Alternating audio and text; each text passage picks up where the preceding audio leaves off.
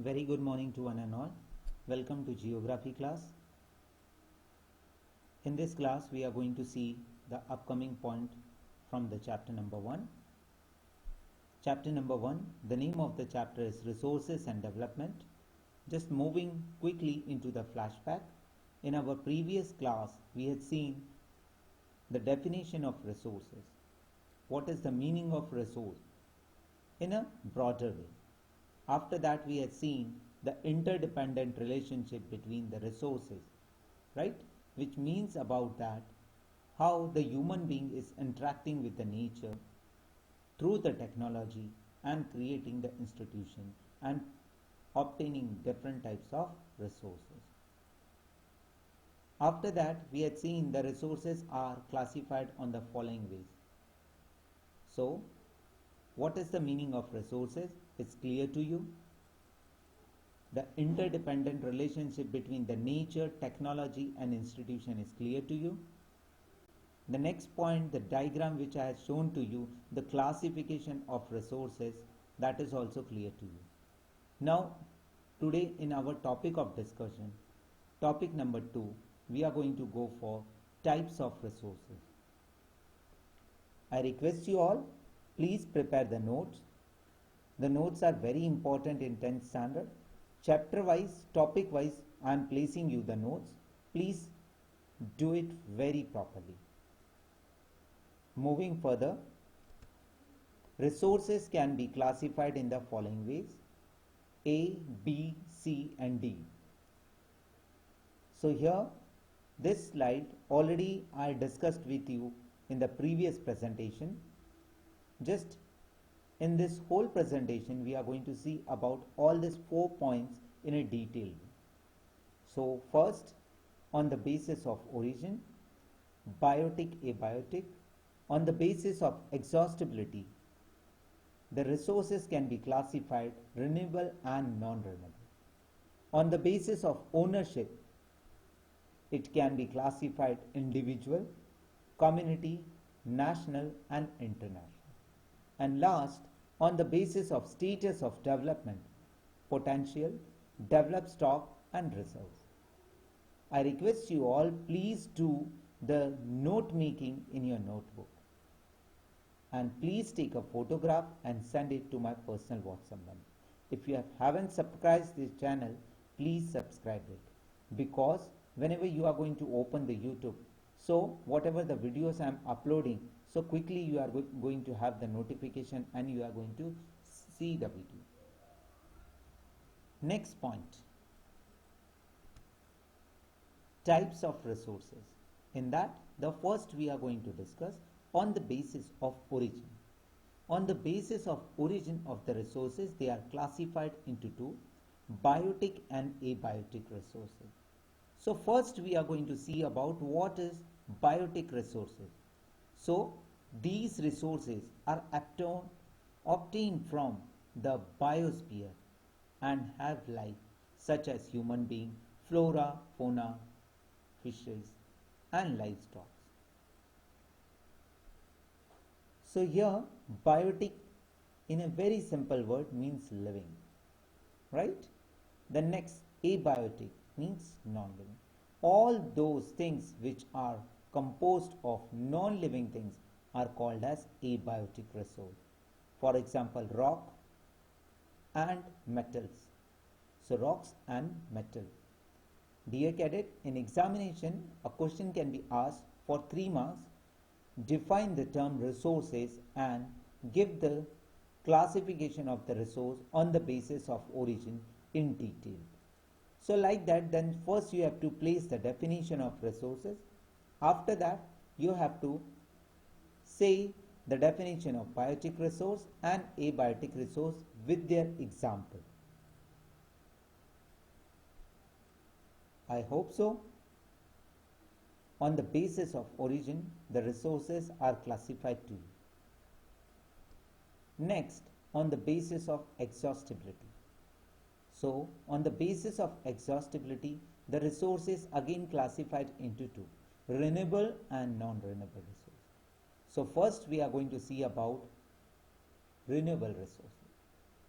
The resources which can be renewed or reproduced by physical, chemical, mechanical process are known as renewable or replenishable.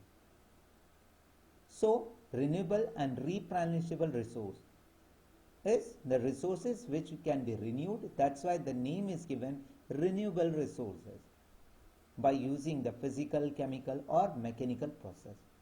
For example, solar, wind, water, forest and wildlife, etc. So as we are knowing about solar energy, wind energy, water, forest and wildlife, etc. So they are renewable resources, may be further be divided into continuous and flow, which already we had seen in the classification of resources, the flow chart which I told you to draw in your notebook. Next, to go non-renewable. Now we are on the topic non-renewable resources. So these occurs over a long geological time. So they are taking a very long geological time. Examples for that, mineral and fossil fuels. So these resources take millions of years in their formation. Some of these resources like metals are recyclable and some like fossil fuel cannot be recycled and get exhausted with their use. So here recyclable and non-recyclable. So recycle means in metal it will come and non-recyclable that means fossil fuel, which already we had seen in the classification of resources, that flow chart. Please observe that flow chart so all the concepts are going to be very clear to you. Next, moving further, on the basis of ownership. So on the basis of ownership, resources are classified on the following way. First, we are going to see about individual, the resource which belong to any individual, right? So these are also owned by privately by individuals. Many farmers own land which is allotted to them by the government against the payment of the revenue. In the village, there are the people with the land ownership, but there are many who are landless. Urban people own plots, houses and other property. Plantations, pastures land, ponds, water and well, etc. are some of the example of the resources ownership by the individual. So here make a list of the resources owned by your household. So you have to give the list, in that you have to list out the resources which your family belongs or your household is having the ownership. So what is the meaning of the individual resource is clear to you. The resources which are owned by privately by the individuals. The examples of farmer, of the rural area and the urban area is cleared here. Next, moving toward community. So community owned resources, what are they? So let's check out. So there are resources which are accessible to all the members of the community. Just we are going to have the few examples. Village commons, grazing ground, burial ground, village pond, etc. Public park, picnic spot, playground in urban areas and de facto accessible to all the people living there.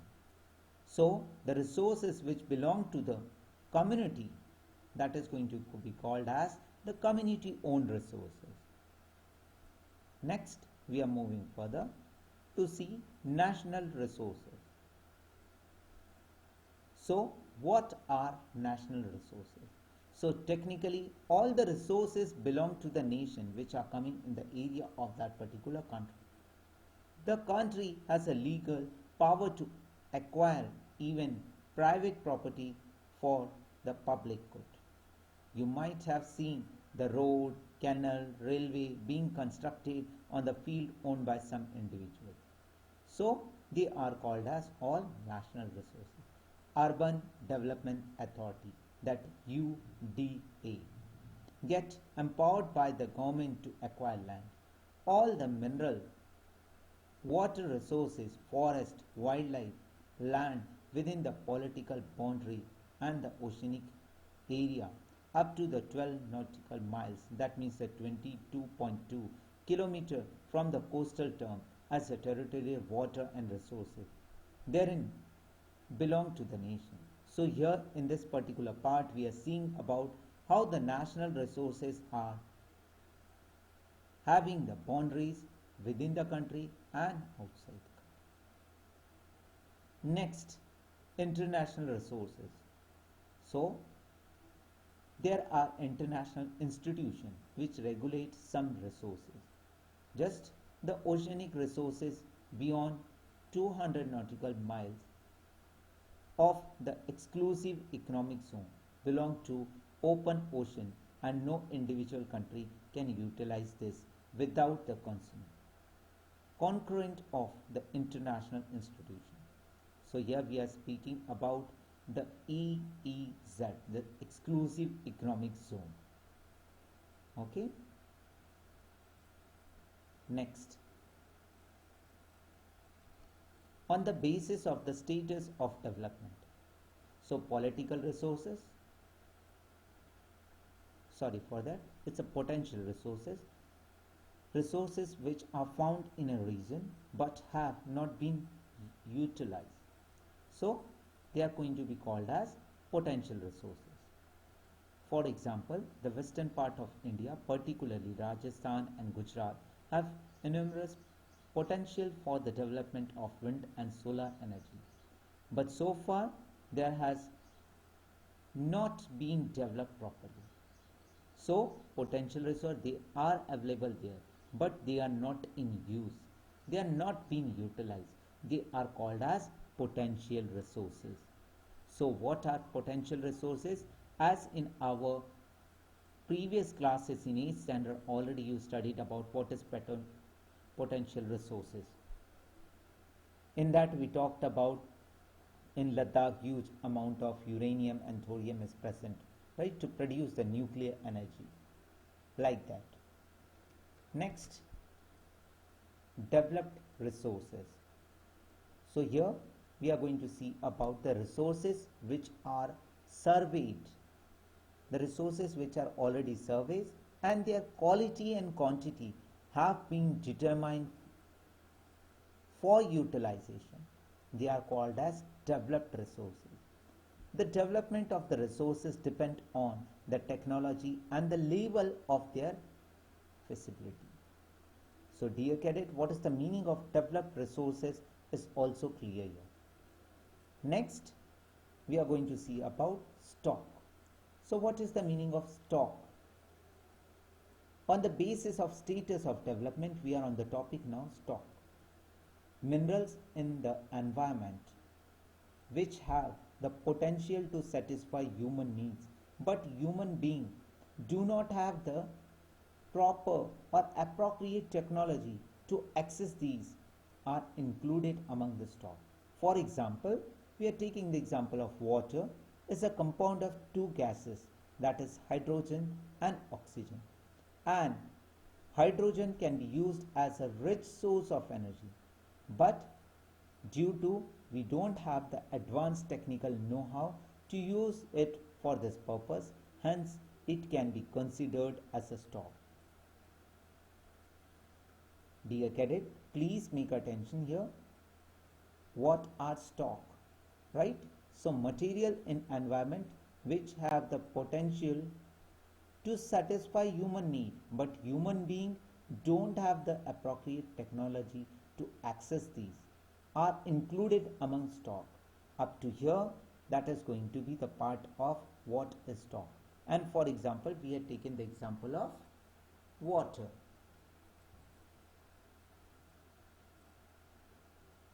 Next, reserves. So what are reserves? On the basis of status of development, we are going to see about the reserve. Are the subset of the stock which can be put into use with the help of the existing technological know-how, but their use has not been started. These can be used for meeting future requirements. River water can be used for generating hydroelectricity power, but presently it is being utilized only to a limited extent. Thus, the water in the dam, forests, etc., is a reserve which can be used in the future. So, here we are ending up with the status of development. In the status of development, we are seeing the last point, reserves. In the reserve parts, we are seeing what are reserve? They are the subset of the stock and which can be put into the use by using the present existing technology, right? By using the present technical know-how, how to use that resources to meet our future requirement. And the example of water again we are taking here. So here in this all presentation we had completed the point which are talking about the classification of resources. Just I place you the example. So for each and every part again I am recapitulating it and showing to you, and for every slide I am going to give one question to you. Please write that question in your notebook. So let's move further once again. Point number 1. On the basis of origin, I stated one question. Define the term resources and differentiate between biotic resource and abiotic resource. Please write down the question. One question already I stated at the earlier starting of this video. Now this is the second question I am speaking to you. Define the term resources and differentiate between biotic and abiotic resources. For the 3 marks the question can be asked in examination. Next, differentiate between the resources on the basis of exhaustibility. So here in this question you have to differentiate between the renewable resources and non-renewable resources.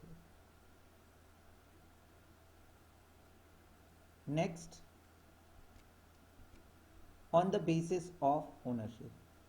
This question can be asked for 5 marks. So, give a detailed account of resources on the basis of ownership.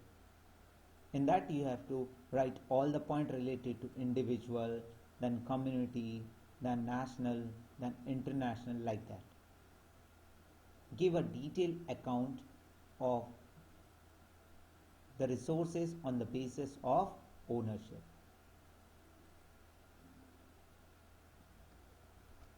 So in that you have to explain about individual, community, national and international resources. Next, last point. Explain the term resources and describe the resources on the basis of status of development. Again, it can be asked for 5 marks. In that you have to explain about the potential resources, okay, developed resources, stock and reserves. Next, the last question for you. What do you mean by the term resources? Give the classification of resources. So in that you have to write the definition of resources and you have to do the classification of resources which the flowchart is speaking. That's a figure number 1.2. Next, lastly, from this presentation, we have seen about the resources are classified on the following ways: on the basis of origin, on the basis of their exhaustibility, renewable and non-renewable, on the basis of their ownership, individual, community, national and international, and last on the basis of status of development. So please go through this all points. These are very important points, and please make the note, take a photo of that and please send it to me on my personal WhatsApp number. Lastly, I want to thank to each and everyone for watching this video. Till then, be safe and secure at your home. Jai Hind to one and all.